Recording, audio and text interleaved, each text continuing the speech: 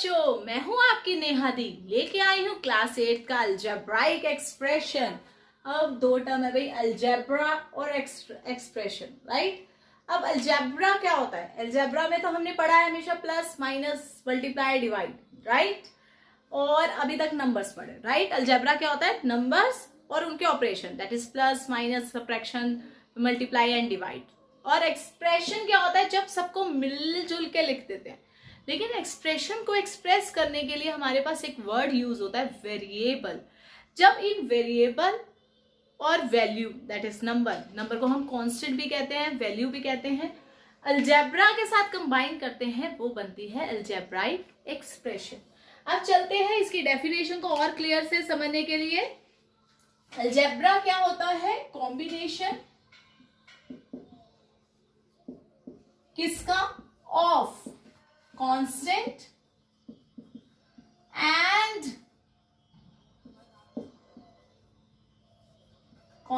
और variable with, अब दोनों का कॉम्बिनेशन तो करना है, लेकिन with what? With algebraic terms, that is plus minus multiply divide. अब इसमें हमारे क्वेश्चन में क्या क्या यूज हो रहा है? कांस्टेंट, वेरिएबल, प्लस माइनस, वो समझते हैं। सपोज करो वेरिएबल क्या होता है, पहले ये समझिए आप। वेरिएबल क्या होता है? वेरिएबल का मतलब होता है वेरी, जो चीज जिसकी वैल्यू क्या करती रहती है? बदलती रहती है। तो वो चीज जिसकी वैल्यू बदलती रहती है, कभी 2, कभी 3, कभी 5, कभी 8, कभी 9, कभी 13, कभी 100, कुछ भी हो सकती है। तो वो चीज वैल्यू जब वेरिएबल होती है, उसको हम देते हैं एक्स नाम देते हैं, कभी वाई, कभी पी, कभी क्यू, कभी ए और बी, कुछ भी दे सकते हैं, एम भी दे सकते हैं, जो आपका इच्छा करे। कांस्टेंट क्या होता है? कांस्टेंट वो होता है जिसके साथ कोई वेरिएबल नहीं होता, है नो वेरिएबल, जिसके साथ कोई वेरिएबल का लेना देना नहीं है, जिसकी वैल्यू क्या होती है? फिक्स्ड वैल्यू, जिसकी वैल्यू बदलती नहीं है। जब इन चीजों को हम प्लस माइनस या अलजेब्रा से कंबाइन करते हैं, उसको कहते हैं अलजेब्राइक एक्सप्रेशन। जैसे 3x plus 8, x is a variable, right. ये क्या है? कांस्टेंट, जिसके साथ कोई वेरिएबल नहीं लगा, इसके साथ नो वेरिएबल, कोई वेरिएबल नहीं लगा हुआ, तो इसको बोलते हैं कांस्टेंट, जिसके साथ कुछ नहीं होता। और जो वेरिएबल के साथ लगा होता है, जो वेरिएबल के साथ है, उसे क्या बोलते हैं? कोफिशिएंट। क्या बोलते हैं? कोफिशिएंट। किसका? एक्स का, राइट। ये जरूरी नहीं इतना छोटा हो। सपोज करो हमारे पास ये भी हो सकता है 3a² plus 6b² minus 3ab plus 8, कुछ इस तरह, राइट। अगर मैं इसको डिटेल में समझूं तो हमारे पास क्या है? ए और बी क्या है? वेरिएबल, जिनका कॉम्बिनेशन लिखा हुआ है। तो कोफिशिएंट मैंने क्या बोला था? जो वेरिएबल के साथ लगते हैं। अब वेरिएबल तो यहाँ पे बहुत सारे बन गए, तो वेरिएबल क्या होता है? a² बाई बी के साथ जो लगा है, वो उसका कोफिशिएंट है, दैट इज 3, राइट। यहां लिखते हैं। और जो कोफिशिएंट ऑफ b² क्या है? जो b² के साथ लगा है, वो क्या है? 6। और जो कोफिशिएंट ऑफ ab क्या है? ab के साथ क्या लगा है? साइन नहीं छोड़ना कभी भी। 6 इसलिए सिंपल लिखा है क्योंकि उसके साथ प्लस है, प्लस हम छोड़ सकते हैं, -3 साथ में रखेंगे। कांस्टेंट का मतलब होता है जिसके साथ कोई वेरिएबल ना लिखा हो, 8, राइट। ये है कोफिशिएंट, वेरिएबल, कांस्टेंट की टर्म्स।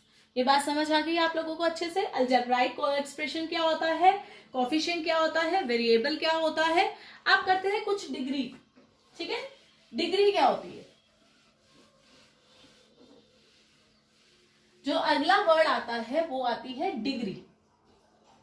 डिग्री का मतलब होता है मैक्सिमम नंबर ऑफ वेरिएबल, कितने वेरिएबल है, या मैक्सिमम पावर भी कह सकते हैं इसको। अगर एक वेरिएबल है, उसकी जो मैक्सिमम पावर है, जैसे अभी वाली स्टेटमेंट लिखते हैं 3a² b plus 6b² minus 3ab में भी अलग भी हो तो देख लेना।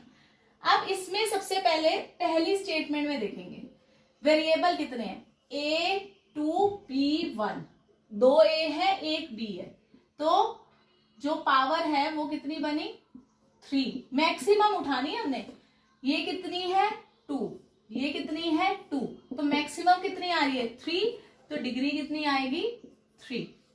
ठीक है, एक क्वेश्चन और लेके चलते हैं, 3x³ plus 4x² y² minus 5x³ y² plus 6xy plus 9, right.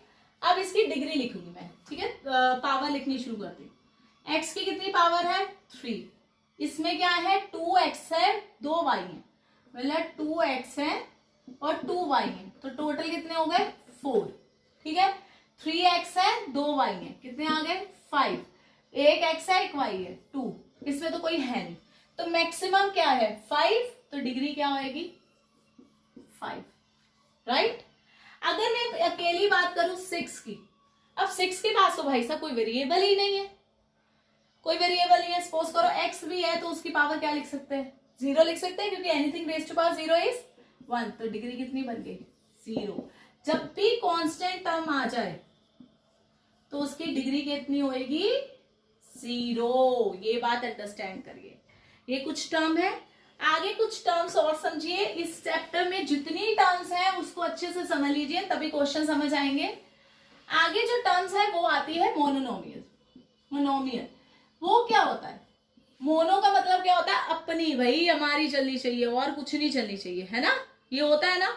Monomial भी क्या होता है जिसमें सिर्फ 1 टर्म होती है, कितनी होती है 1 टर्म, लाइक 3xy 6 भी हो सकती है, माइनस 8x² भी हो सकती है, 9b² भी हो सकती है, कुछ भी हो सकता है, एक एक वैल्यू, हमें दूसरों से लेना देना नहीं है। ऐसे ही बाय क्या होता है 2,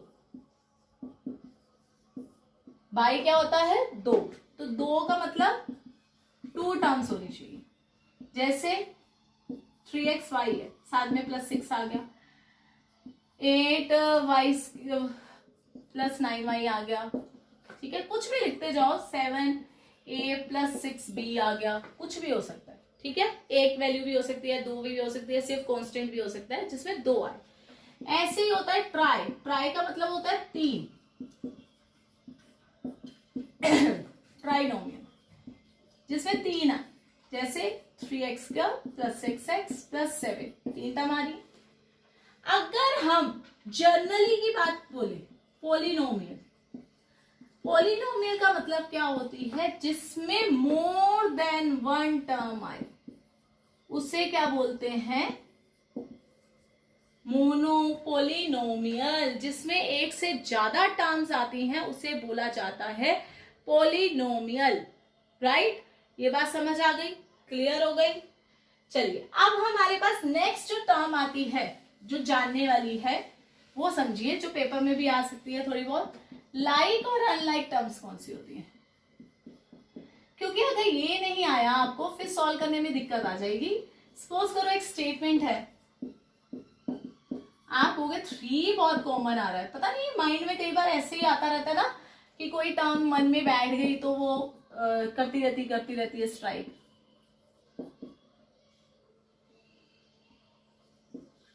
ठीक है, अब लाइक टर्म्स का मतलब क्या होता है जो एक सी शक्ल की होती है, एक सी, तो लाइक कौन सी होगी, इसमें क्या है 3x², 3x² की तरह क्या है 7x² है और कोई x² नहीं दिख रहा, इस तरह 3xy है, xy कितना दिख रहा है xy, और कोई भी कॉमन नहीं आ रहा, तो बाकी क्या है अनलाइक कौन सी है, अगर 8y² है उसके साथ किसी का भी नाम लिख लो, वो क्या होगी अनलाइक, जिसकी शक्ल एक सी नहीं दिखती, क्योंकि यहाँ पे x² है x² है। अगर मैं सपोज करूँ यहाँ पे 8x² y भी लिख दूं, ये भी गलत होगा क्योंकि साथ में क्या लगा हुआ है y, ये है simple x² y² simple term. अब करते हैं कुछ क्वेश्चंस इसके कि किस तरह आ सकते, चलिए कुछ क्वेश्चन इस तरह आते हैं। तो ये सबसे पहला क्या है, right the coefficient of the term, पहले देखेंगे टर्म कौन सी है फिर लिखेंगे उसका कोफिशिएंट, राइट। तो टर्म है हमारे पास x² y और इसका कोफिशिएंट, इसके साथ क्या लगा हुआ है 7, यहाँ क्या है y, एक ही वेरिएबल है, इसके साथ क्या लगा हुआ है -3, ये हो गया कोफिशिएंट। इस तरह यहाँ पे क्या है, एक x स्क्वायर y स्क्वायर है, एक z स्क्वायर है, और ये क्या है 6, अकेला है तो कुछ भी नहीं है। तो x स्क्वायर y स्क्वायर के साथ क्या लगा हुआ है, वो उसका क्या हो जाएगा कोफिशिएंट।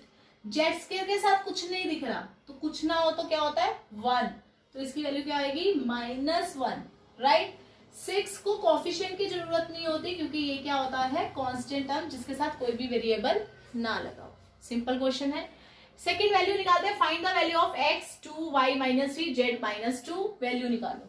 तो कैसे निकालेंगे, x की जगह ये पुट किया, y की जगह ये पुट किया, 4 z की जगह -2 और सॉल्व करना शुरू किया। 2 का स्क्वायर 4, 3 का स्क्वायर 9, माइनस माइनस प्लस 9, 4 -2 का स्क्वायर 4 क्योंकि माइनस माइनस प्लस हो जाते हैं, 36, 16 -6, ये कितना आ गया 12, और ये आ गया 52 -6, तो ये हमारे पास कितना बन गया 52 आता है ना, 12 और 4 और 52, ठीक है 6, 46 इज द आंसर, राइट। चलिए ये करते हैं सिंप्लीफाई, कैसे करेंगे, x square x square x square, जो लाइक टर्म होती है वो क्या आ जाती है कॉमन, क्या निकल जाती है कॉमन, जैसे एक्स स्क्वायर एक्स स्क्वायर बाहर निकल गया, अंदर क्या बचता है, जो अंदर बचा हुआ 7 - 4 + 3, 7 - 4 3, 3 + 3 6, 6 x square is the answer. ऐसे हमारे पास कॉमन क्या है x3y, ठीक है, तो अंदर क्या बचा 9 + 2 - 7, 9 + 2 11, 11 - 7 4, 4x3y। क्लियर हुआ अच्छे से। चलिए ऐसे बहुत से क्वेश्चन है, आप करेंगे थोड़ा सा नेक्स्ट लेवल। मिलते हैं नेक्स्ट वीडियो में, बाय बाय।